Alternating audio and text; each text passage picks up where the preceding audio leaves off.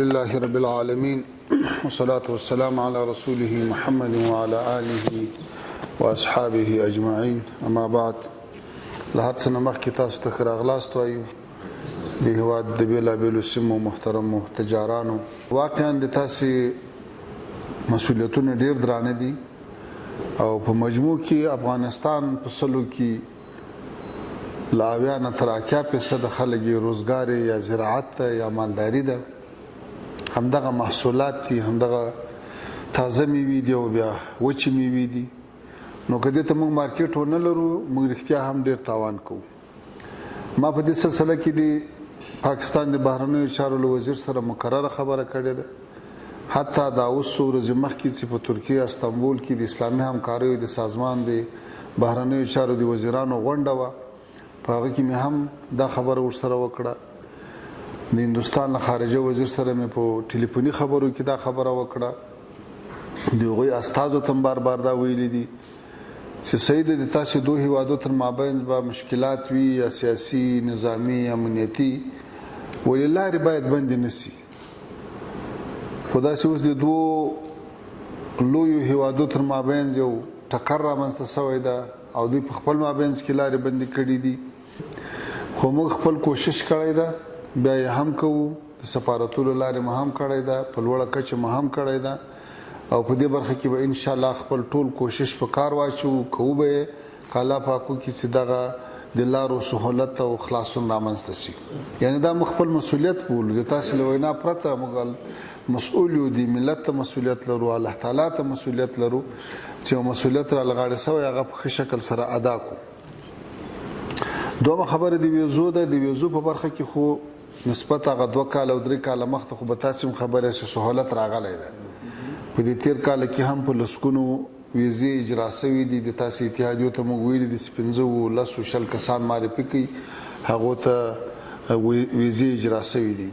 له دې بعد به هم انشاءالله په ویزو کې نور سهولت هم راشي، خصوصا د تجارانو په ویزو کې. د تجارانو په ویزو کې به انشاءالله نور سهولت هم راشي او موږ به پوره کوشش سره کوو چې تاسو ته د تګ راتګ لپاره سهولت زیات شي. د چین ویزې سختې وې، اوس الحمدلله اسانه شوه، تاسو ټول په جریان کې یاسته. همداسې له ځینو نورو هیوادو سره هم نسبت پخوا ته تګ راتګ زیات شوی ده. نو کوشش به دا کوو چې د ویزو په برخه کې ښه پرمختګ وکړو. خو د لارو په برخه کې چونکې مسله د نورو هیوادو تر مابینځ ده، د موږ او د بل هیواد تر مابینځ نه ده، بلکې د نورو دوه هیوادو تر مابینځ ده او خبره جنګ ته رسېدلې وه او جنګ وسو او بیا دغه بندېدل رامنځته سو. خو موږ به بیا هم خپل ټول کوشش کوو انشاءالله چې له تاسې سره په دغو ټولو برخو کې همکاري وکړو.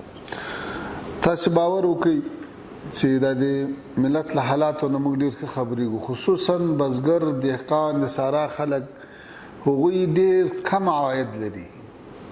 په ټول کال کې چې دوی خواري کاږي 15 درختې وي یا پټۍ وي، د هغه حاصل چې واخلي نو که هغه مارکیټ ونه لري نو بیا خو هېڅ. او مارکیټ ته رسول د تاسې مسؤلیت ده او لارې خلاصول د موږ مسؤلیت ده. موږ په دې پوهېږو. لیک دا وردا موضوع پیچلې معلومیږي. ما چې کله د دواړو بهرنیو چارو وزیرانو سره خبرې کړې دي، دا موضوع لیک سخته ده، اسانه نه ده. نو الله تعالی دې وکړي چې دلته داسې یو د خیر فیصله وشي، داسې یو نتیجې ته ورسېږو چې که الله پاک دا لار خلاصه کړي، د ټولو ګټه ده، حتی د هغو هېوادو هم ګټه ده. هغو ته مال په اسانه او ارزانه او تازه رسېږي. نو موږ انشاءالله خپل همکاري او کوشش سره کوو. تاسې هېڅ دا تشویش مه کوئ چې خدای مه کړه موږ په دې برخه کې غفلت کړی. بار بار د تاسې تجاران راغلي دي. دا مفتي صاحب د اول سیاسي ریاست مسؤول ده. په همدغه خپل ریاست کې تاسو ته د هندوستان سفیر راغوښتی د سره کېنولی ده. د پرت په ویزه باندې جلا جلا رابطه ورسره کړې ده. همداسې له پاکستان سره په ټولو موضوعاتو باندې وخت په وخت خبرې سوي دي، بیا به هم خبرې کوو. خپل وس او کوشش هم کړی ده او کوو به انشاءالله. دا د تاسې کار موږ داسې بولو لکه خپل کار، ځکه د خپل ملت کار هم ده. او که په دې کې غفلت کوو د خپل آخرت تاوان هم ده. ولې سړی خپل آخرت خطا کړي چې مسؤلیت را لغاړي ده او نیت سره کوو، دا خو لویه بېغوري ده، لویه ګناه ده چې کوو. نو انشاءالله موږ به خپل وس سره کوو که خدای کول په دغو دوه موضوعاتو کې. پاته سو هغه د هغه لارې خبره چې تاسو وایي د چابهار بندر له لارې اوس خو د ایران مشکل هم رامنځته شو هغه لاره باندې موږ داسې شروع یو چې که چېرته خدای پاک وکړي چې هغه لاره چې کله دوامداره سي لکه سړی له یو ښاره بل ښار ته ډېر موټران ځي نو سهار وخت سړک ته وروځي په 10-20 دقیقې کې موټر پیدا کولی سي چې ولاړ سي نو که هلته چېرته دا تجارت لږ سوکه وده وکړي او کشتۍ هم په خپل وخت باندې پیدا سي هلته مالونه هلته خو ګرمي ډېره زیاته ده مالونه انتظار نسی انشاءالله په هغه لاره کې بیا ډېر څه کېدای سي خو د سیمې حالات تاسې ولیدل چې داسې ترنګلتیا غوندې یو وضعیت رامنځته سو کوشش په 300 حوزو کې کوو هم د ویزو په برخه کې هم د واګا بندر په لاره باندې او هم د چابهار خو ځینې مشکلات داسې یا زمانګیر دي او یا په نورو جهتو پورې اړه لري او یا ډېر درانه مصارف غواړي نو موږ ته د الله تعالی توفیق راکړي چې په دې ټولو برخو کې کومک او همکاري سره وکړو